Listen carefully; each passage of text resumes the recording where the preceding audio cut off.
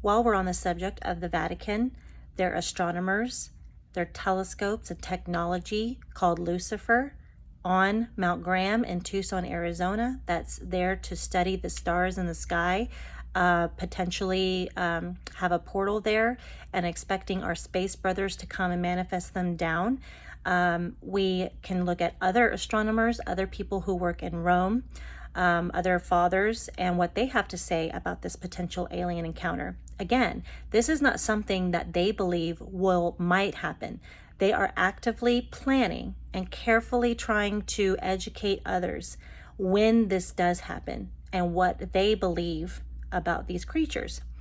So, again, I'm going to read something to you. I don't know how to say this guy's name, but he is a father, and he is of religion and science, a theologian, and works at the University of the Holy Cross in Rome. His name is Father, I think it's Giuseppe or Giuseppe.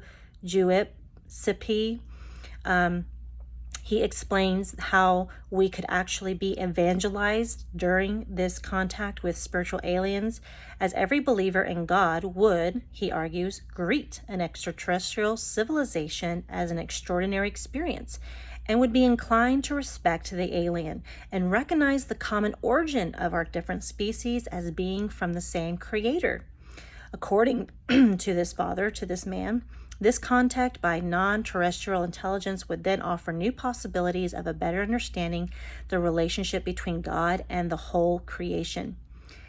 He goes on to say, he states that this would not immediately obligate the Christian to renounce his own faith in God simply on the basis of the reception of new, unexpected information of religious character from extraterrestrial civilizations, but that such a renunciation could come soon after, as the new religious content originating from outside the earth is confirmed as reasonable and credible. Once the trustworthiness of this information has been verified, the believer would have to reconcile such new information with the truth that he or she already knows and believes on the basis of the revelation of the one and triune God, conducting a rereading of the gospel, inclusive of the new data. So I have a couple questions. Who determines what information is reasonable and credible?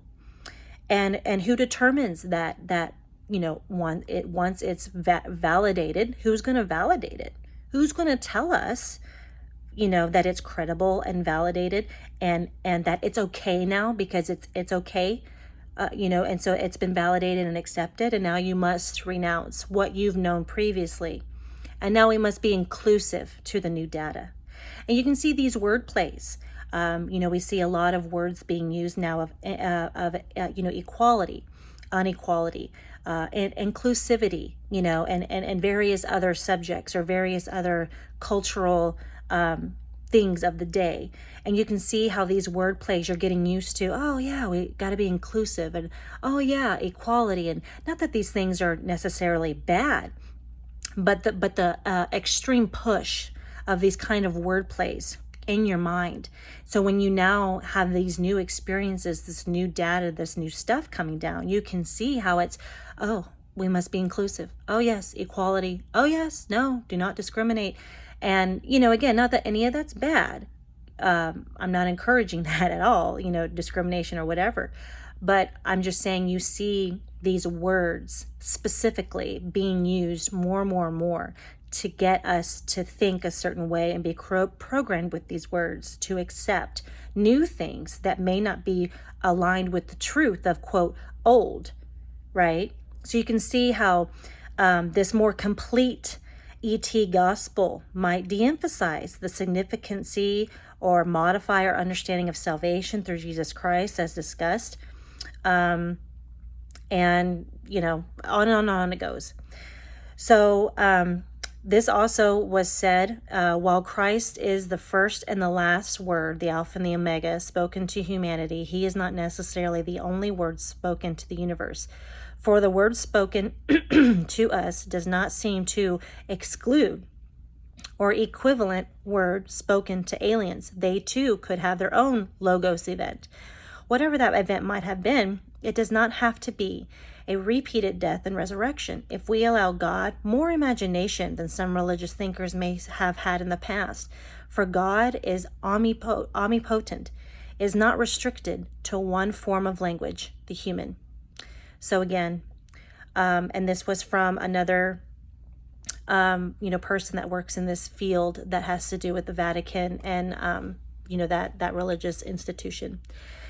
So this is just something, there's lots more out there. I'm literally just giving you bits and pieces and quotes, but I think these quotes are important to understand, because if you watch this series and these videos in sequence, from start to beginning, you see this trend, and then you see how the New Age, you see how all of this stuff has paved a way for people to be more accepting of this.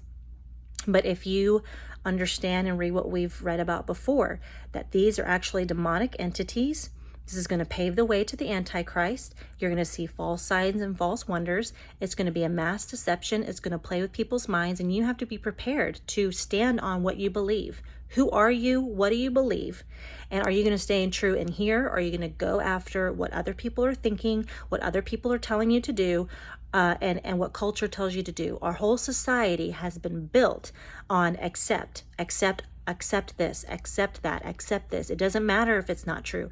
It doesn't matter if it lines up with the word. You have to accept it, and you need to open your mind. You need to do this. You need to do that. And we must evolve. We must do this. We must do that. All of this could be paving a way for this specific moment in time. And when it'll happen, I do not know. But according to the top religious institution of probably the world, and according to governments getting together, this isn't when, this isn't, if, it's more of when.